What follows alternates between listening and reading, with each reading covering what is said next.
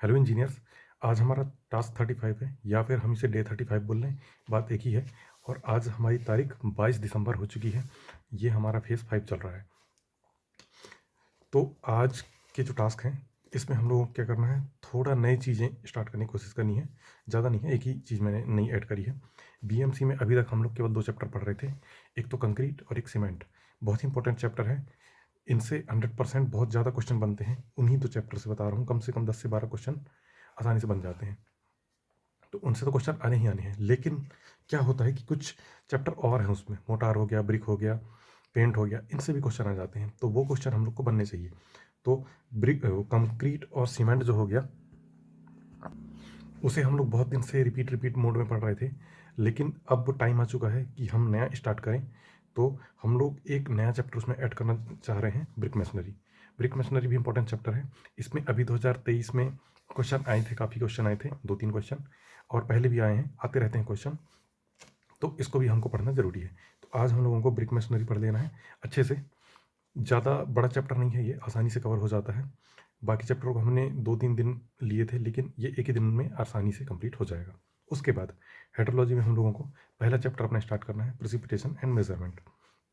तो अगर कोई फ्रेश स्टार्ट कर रहा है, नया स्टार्ट कर रहा है, तो भी वो आसानी से कर सकता है, क्योंकि ये भी नया चैप्टर है, ये भी नया ही है, समझ लो। फर्स्ट चैप्टर है ये, और ये तीसरा चौथा चैप्टर होगा, तो ये भी आसानी से कवर हो जाएगा। अब इसके बाद क्या करना है, इसके बाद अब हम लोगों को टाइम अब आ चुका है कि एसएससी जेई पे थोड़ा फोकस बढ़ा दिया जाए और वाईसीटीई भी थोड़ा कम कर दिया जाए। जब एई के एग्ज़ाम आने लग जाएंगे या फिर एई के एग्ज़ाम आसपास होंगे, तो हम वाईसीटीई का लेवल बढ़ा देंगे, क्वेश्चन, नंबर ऑफ क्वेश्चन। लेकिन अभी एसएससी जेई कंप्लीट करना हमारा मेन टारगेट रहेगा। तो एसएससी जेई का थोड़ा सा मैंने क्वेश्चन का मतलब क्वेश्चन, नंबर ऑफ क्वेश्चन है वो बढ़ाने की कोशिश की है। तो एसएससी जेई में बीएमसी में ब्रिक मशीनरी के हमको 40 क्वेश्चन कर लेने हैं, और हाइड्रोलॉजी के हम लोगों को भी 40 क्वेश्चन कर लेने हैं। ध्यान रहे, ये क्वेश्चन लेटेस्ट से प्रीवियस तक आएंगे, यानी कि 30 से लेके 1, जैसे 40 क्वेश्चन है तो 40 से लेके 1 तक, इस टाइप से अपोजिट वे में आना है। लास्ट पन्ना ओपन करना है, उसके बाद आगे आना है। और ध्यान रहे, हाइड्रोलॉजी में प्रेसिपिटेशन नहीं पढ़ना है, पूरा हाइड्रोलॉजी नहीं करना है। पूरा हाइड्रोलॉजी करने जाओगे तो पूरा दिन निकल जाएगा और फिर कोई मतलब नहीं निकलेगा। तो अभी क्या है, सिलेक्टेड चीज़ें पढ़ो, अभी सिलेक्टेड चीज़ें पढ़ो, सिलेक्शन आसानी से हो जाएगा। उसके बाद क्या करना है, वाईसीटीई की बुक ओपन करनी है, उसमें ब्रिक मशीनरी अभी हमने नहीं करे हैं, तो 1 से 10 क्वेश्चन, क्वेश्चन नंबर 1 से लेकर क्वेश्चन नंबर 10 तक कर लेना। न्यूमेरिकल क्वेश्चन है तो वो भी कर लेना, क्योंकि वो भी करने जरूरी है। नंबर ऑफ ब्रिक्स पूछ लेता है कभी कभी, तो वो हमको बनना चाहिए। उसके बाद फिर हाइड्रोलॉजी में भी प्रेसिपिटेशन एंड मेजरमेंट के 10 क्वेश्चन हम लोगों को कर लेने हैं वाईसीटीई के। तो ये हमारा टेक्निकल का टास्क कंप्लीट हो जाएगा। इन दोनों टास्क को करने में मुश्किल से मुश्किल 5 घंटे से 6 घंटे ही लगेंगे, क्वेश्चन सहित। ज़्यादा बड़े चैप्टर नहीं है, छोटे छोटे चैप्टर है, आसानी से कवर हो जाएंगे। उसके बाद 1 डे 1 सब्जेक्ट का जो हम लोग की सीरीज़ ये चल रही है, तो इसमें जो हम, जैसे कि मैं ये सब्जेक्ट देता हूँ, इसको नेक्स्ट डे पढ़ते हैं लोग, या फिर उसी दिन की रात में पढ़ते हैं। तो आज या तो रात में या तो कल सुबह ख़त्म करना है हम लोगों को सर्विंग। सर्विंग पूरा ख़त्म कर देना है, और ये ख़त्म किससे करना है, हैंडबुक से करना है।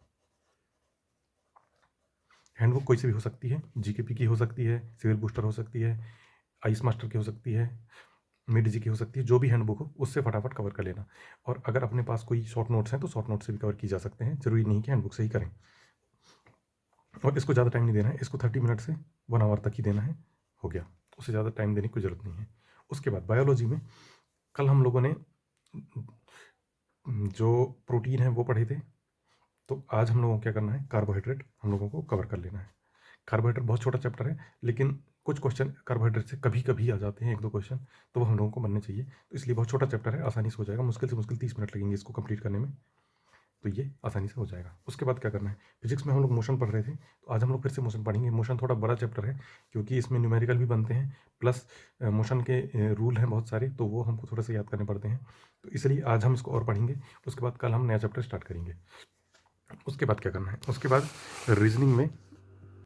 रीजनिंग में आज हम लोगों को नया चैप्टर स्टार्ट करना है, जिसका नाम है सिटिंग अरेंजमेंट। सिटिंग अरेंजमेंट ध्यान रहे, अगर बनते हैं तो डायरेक्ट क्वेश्चन पे चले जाना, और अगर नहीं बनते हैं तो एक वीडियो देख लेना कोई सा भी, उससे कंसेप्ट क्लियर हो जाएंगे। सिटिंग अरेंजमेंट क्या है, इसमें 2-3 टाइप होते हैं। पहला टाइप ये होता है कि जैसे आमने सामने बैठे हैं, और जो और एक ये रहता है कि अपोजिट बैठे हैं, इस टाइप से रहता है। कुछ बोलते हैं कि फेस इनसाइड है, और फेस आउटसाइड है, तो इस टाइप का बन जाता है। उसके बाद 6 लोग हैं, 7 लोग हैं, 8 लोग हैं, उसके बाद स्क्वायर शेप का टेबल है, इस पे बैठे हैं, सर्कुलर टेबल है, इस पे बैठे हैं, तो इस टाइप के 3-4 टाइप बनते हैं। ईजी क्वेश्चन ही रहते हैं, बस कॉन्सेप्ट को समझने की देरी रहती है। ध्यान रहे कि क्वेश्चन पढ़ना और डायरेक्ट अप्लाई करना। जैसे कि मैंने क्वेश्चन पढ़ा कि ए बी के राइट में है, तो जैसे अगर फेस इनसाइड है तो जो उसका राइट है वो मेरा लेफ्ट हो जाएगा, इस टाइप से होता है। तो अगर बोला गया कि जैसे कि बी ए के राइट साइड है ना, तो यहाँ पे बी आ जाएगा, इस टाइप से। फेस अगर इन साइड है तो अपोजिट हो जाता है। तो ये चीज़ें क्वेश्चन डायरेक्ट ही अप्लाई करना है, एकदम अलग से लिख के नहीं कि अलग से मैंने लिख दिया कि इसके राइट में फिर मैं कर रहा हूँ, तो ऐसे में तो 3-4 मिनट इसी में लग जाएंगे। इसलिए क्या है, इसको हमको जल्दी से जल्दी 1 से 1.5 मिनट में कंप्लीट करना है। तो उसके लिए हम लोग क्या करना पड़ेगा, क्वेश्चन पढ़ा, डायरेक्ट सर्किल बनाया, उसमें अप्लाई कर दिया जितने लोग हैं। उसके बाद थोड़े बहुत इनको चेंज करना पड़ता है, तो उनके साइड में से कॉमा लगा के वो लिख लिया करो, ताकि चेंज करना पड़े तो फट से हम लोग चेंज कर सकें। तो ये आसानी से कवर हो जाएगा। इसको भी ज़्यादा से ज़्यादा 1 आवर देना है, इससे ज़्यादा टाइम नहीं देना है। जितने क्वेश्चन हो जाएँ, 30, 40, 50 जितने क्वेश्चन हो जाएँ उतने क्वेश्चन कर लेने हैं। उसके बाद उत्कर्ष के इंपॉर्टेंट पॉइंट की करंट अफेयर की क्लास चल रही है, अभी कुछ देर में खत्म हो जाएगी। उसको 1.5x या फिर 2x में देख लेना, हो गया।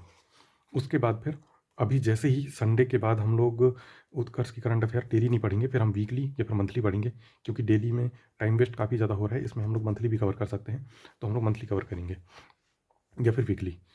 अब ये टास्क हम लोगों को कंप्लीट कर लेने हैं। ये टास्क, पूरे टास्क कंप्लीट करने में ज़्यादा से ज़्यादा 8 से 9 घंटे ही लगेंगे, उससे ज़्यादा टाइम नहीं लगने वाला है। तो ये टाइम अपने हिसाब से जैसे भी मैनेज करने का रहे कर लेना, और उसके हिसाब से कंप्लीट कर लेना। उसके बाद आते हैं अपन अपनी क्वेरी पे।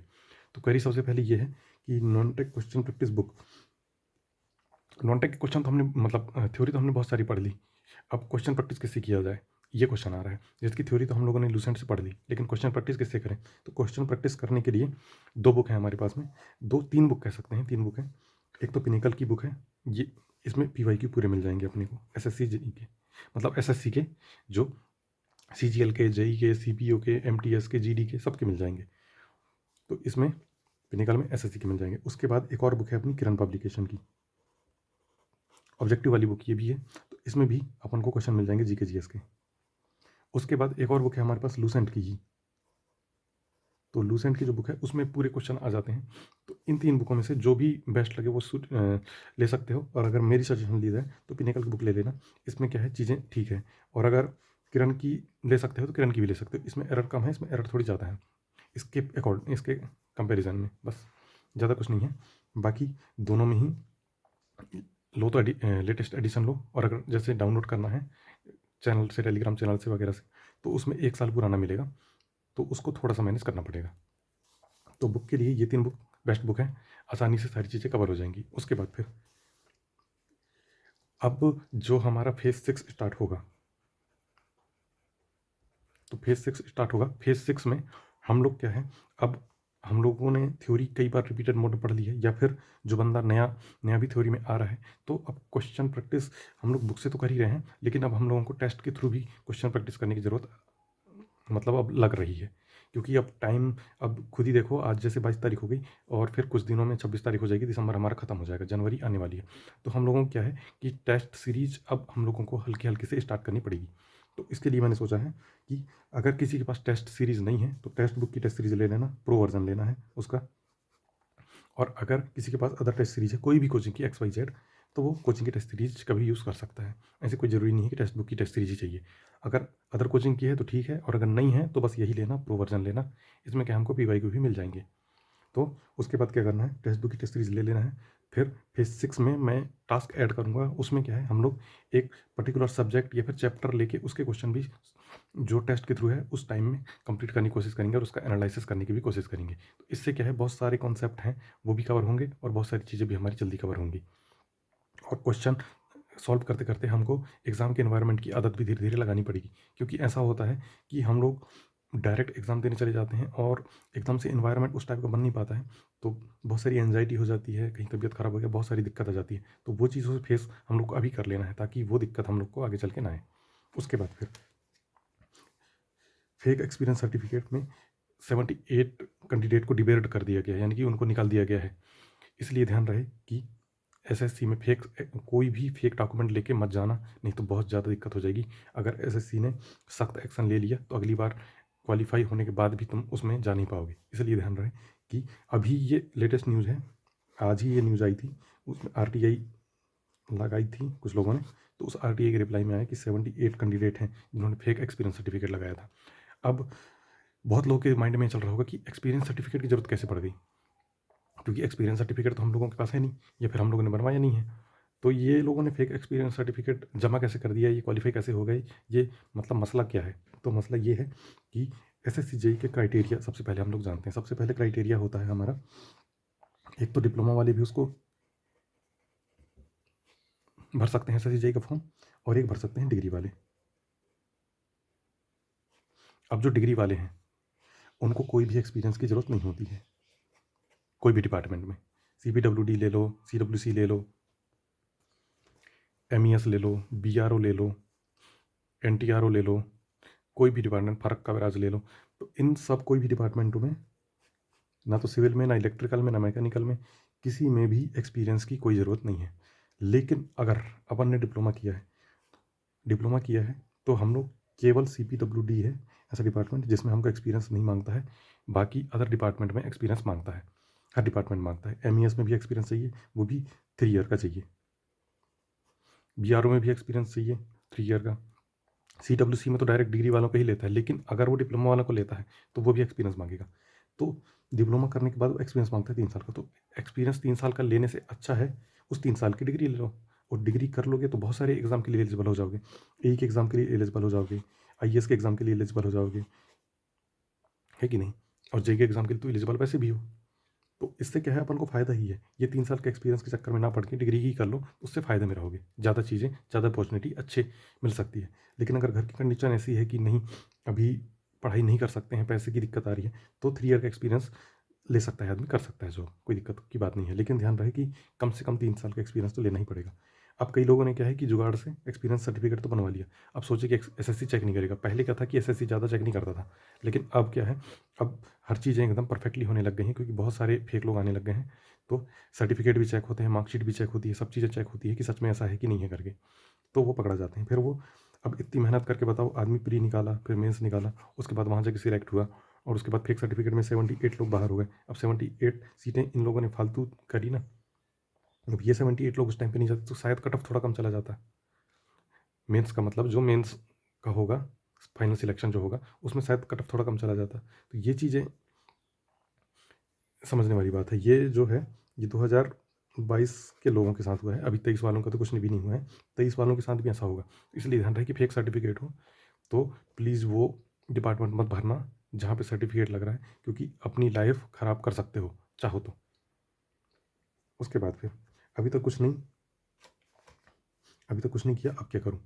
देखो, अगर कुछ नहीं किया है तो ये बहुत समझ लो कि ठीक ही बात है, एक ठीक नहीं भी है, ऐसा ही बोल सकते हैं। लेकिन मेरे हिसाब से अगर जैसे अभी कुछ भी नहीं पढ़ा है, दिमाग एकदम बिल्कुल अपना फ्री है, तब ये बहुत अच्छी बात है।